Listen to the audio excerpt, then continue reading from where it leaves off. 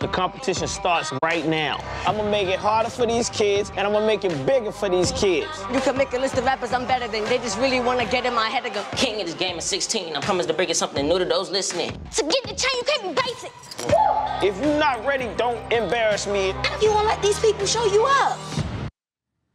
Can you spot the next big rap star? That was a clip from the upcoming season of Lifetime's reality competition show, The Rap Game, where child rappers try to convince music experts they are the next big thing. And perhaps no one has a better eye for talent than Grammy Award-winning producer, songwriter, and rapper Jermaine Dupri. He's worked with everyone from Mariah Carey to Jay-Z, Usher, and Alicia Keys, and he joins us now on set. Welcome, Jermaine. So great to have you here. Thanks for having me. So you and Queen Latifah together are the executive producers on this show, correct? Yes. Where did the idea come from? I'm guessing that, I created this idea by putting out artists. I created Criss Cross in '92, and then 10 years later, after that, I put out Bow Wow. So those two artists alone created the platform for this show. Now, how young are some of the contestants, and how hard is it to find rappers that are so young? Well, 11 is the youngest on this season. Okay. And it's not hard at all. Every young kid wants to rap.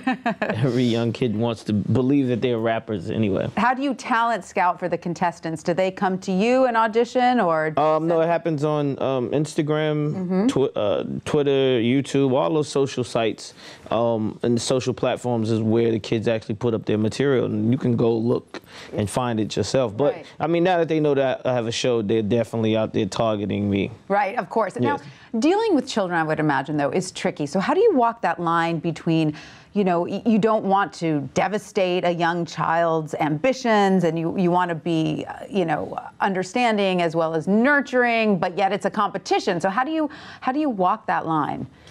I don't. No, because the real world doesn't walk the line. So I prepare them for exactly what's going to happen in the real world.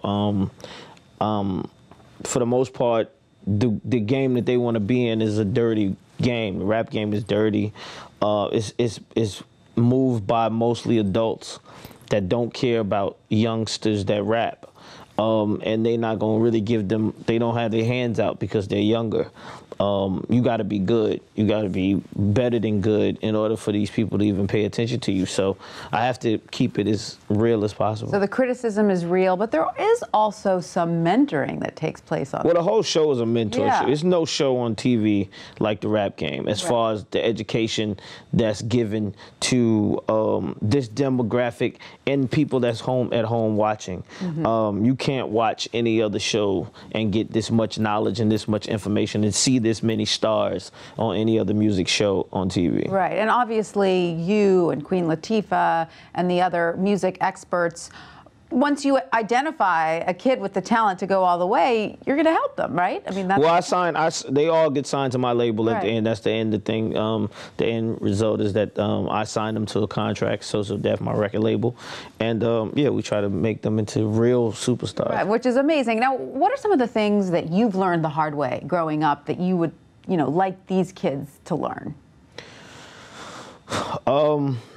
Just that people don't have their hands out for you. Right. No matter how successful you get, people still, it's people that pretend to have their hands out for you, and most of us we gravitate towards those people, but they're not really there for you at all either. They just, and you got to watch that. So, with these youngsters, I'm just trying to let them know the things that they have to watch out for. And just because you get successful, things don't usually change, especially if you get successful at a younger age. If you're successful at a young age, people still look at you a little differently. Right. So do you ever come across a contestant that maybe reminds you of yourself when you were younger, that you feel a real emotional attachment to, or do you try to maintain a little professional distance at all? No, I mean, well, every one of the artists that especially on this season, every one of the kids this season, I basically was saying I think this person needs to be there. I think this person needs to be there. I think this person needs to be there for a certain reason, because so I'm pretty much attached to all of them. It's definitely a sad situation at the end for me, picking one. Because I have a connection to every one of them. How involved are the parents? Do you have to deal with any sort of, stage parents, pushy in the background, or they step back? Oh no, 100%. That's the thing about this show is that the kids come to the house with their parent. Right. Whichever one is acting as manager, or if they're not acting as manager, whichever one is better with them with the career. So we have to deal with the parent situation, which is not too different from me because my father was my manager at 13. So it's like, and my father's on the show this year. This season, I let the kids actually talk to my dad and ask him questions that they probably had about, well, when Jermaine was doing this, what did y'all do, and how did blah blah blah blah did you and him get into? I think one of the kids from New York asked my father if he and I got into disagreements a lot because him and his mother used to disagree. So I mean, I think that for me, it's kind of like just my life. On a grander scale, basically, people looking at what my life was when I was 13. Right. Now, as if all of this wasn't enough, you also have another show on BET, Music Moguls. Yes. Can you tell us about that? Music Moguls is a show that's basically consists of me, Dame Dash, Snoop Dogg, and Birdman.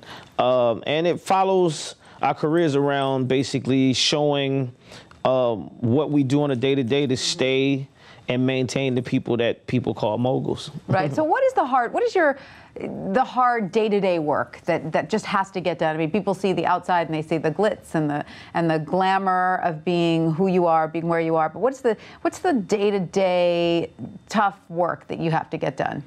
My day-to-day tough work is, if I'm in the studio all night.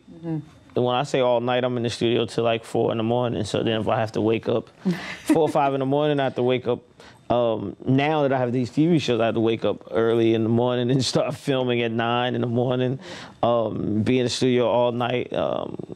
Coming, photo shoots. It's a lot. Well, for me now, being the host of this TV show and running a record label and having artists and all of that, it's a pretty healthy schedule. Right, you're busy. You're busy. Yeah. Now, one last question. Looking at all this young talent that you do look at, who can you point to who say this might be the next music icon of the next generation? I wouldn't point to any one of them and say the next music icon of the next. I wouldn't say that.